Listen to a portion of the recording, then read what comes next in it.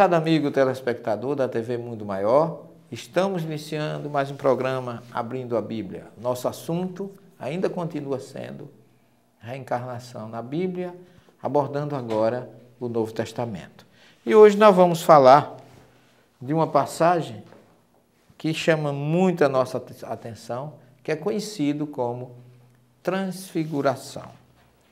E está lá no capítulo 17 do Evangelho de Mateus, logo no versículo 1 em diante, você começa com essa informação de Mateus. 6 dias depois, Jesus tomou Pedro, Tiago e seu irmão João e os levou para um lugar à parte, sobre uma alta montanha. Essa montanha, quase aceito pela grande maioria dos pesquisadores, é o Monte Tabor. Alguns dizem que é o Monte Hermon, também fica lá na Alta Galileia. E ali foi transfigurado diante deles. Seu rosto resplandeceu como o sol e as suas vestes tornaram-se alvas como a luz. E eis que lhes apareceram Moisés e Elias conversando com ele. Então Pedro, tomando a palavra, disse a Jesus: Senhor, é bom estarmos aqui. Se queres, levantarei aqui 3 tendas, uma para ti, outra para Moisés e outra para Elias.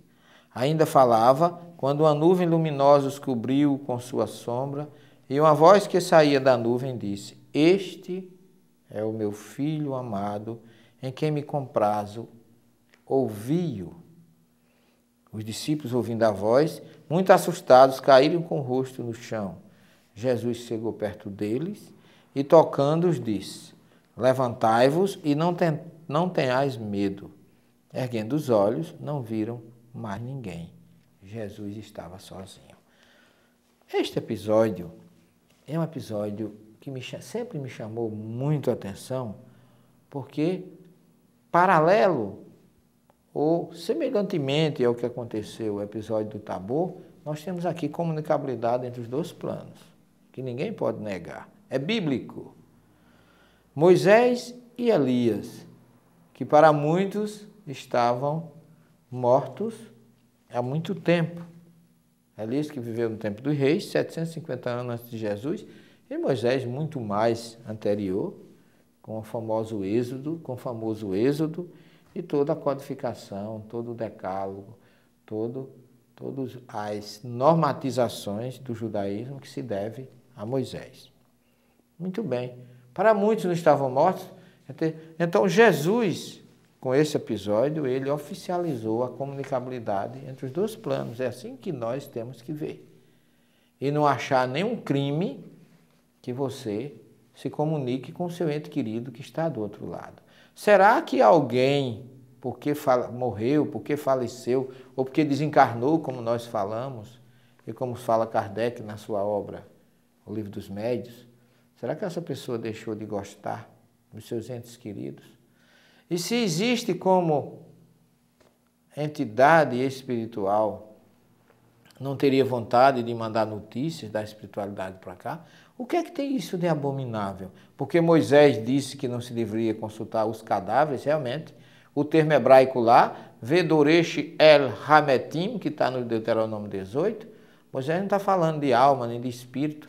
Ele não está falando de nefesh, nem de nechamá, que é o termo hebraico para a alma, daí guigu nechamot, transmigração das almas, que é a reencarnação. Moisés está falando de cadáveres. Ele proibiu a consulta aos cadáveres. Mas se ele, por acaso, tinha proibido, como muitos entendem, a consulta aos espíritos, ele veio revogar, porque aqui ele não veio fisicamente. E nem estava morto, como muita gente quer pensar. Senão ele não estaria, porque o Eclesiastes e algumas outras obras falam que os mortos não têm consciência. Os mortos, quer dizer, o corpo, o cadáver realmente, não tem consciência. Porque esse corpo aqui, quando perder a essência espiritual dele, que é a alma colocada por Deus lá no Gênesis 2:7, quando perder a essência espiritual, ele não serve mais para nada. É uma roupa que o espírito lança fora. Mas o espírito, sim, esse pensa, esse continua amando ou não amando, depende da condição da evolução espiritual. Mas esse episódio deixa claro semelhante ao episódio do Endor, que pode haver comunicabilidade entre os dois planos. E que se Moisés houvera proibido, que ele não proibiu isso, ele proibiu o abuso e não o uso, ele revogou via quem? Jesus. Porque ambos vieram e conversaram com eles, e de uma forma tão real que Pedro queria que eles continuassem ali e até fizessem uma tenda para eles. Mas não fica por aí o episódio.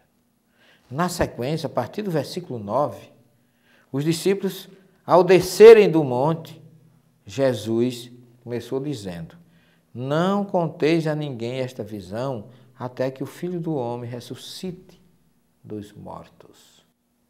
Ora, até que o Filho do Homem se torne a mesma condição de Moisés e de Elias, livre do corpo físico, porém espírito vivificante e espírito comunicante. Os discípulos perguntaram: por que razão os escribas dizem que é preciso que Elias venha primeiro?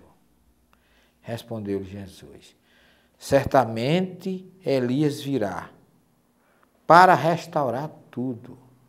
Ora, esse versículo aqui, versículo 11, é fantástico.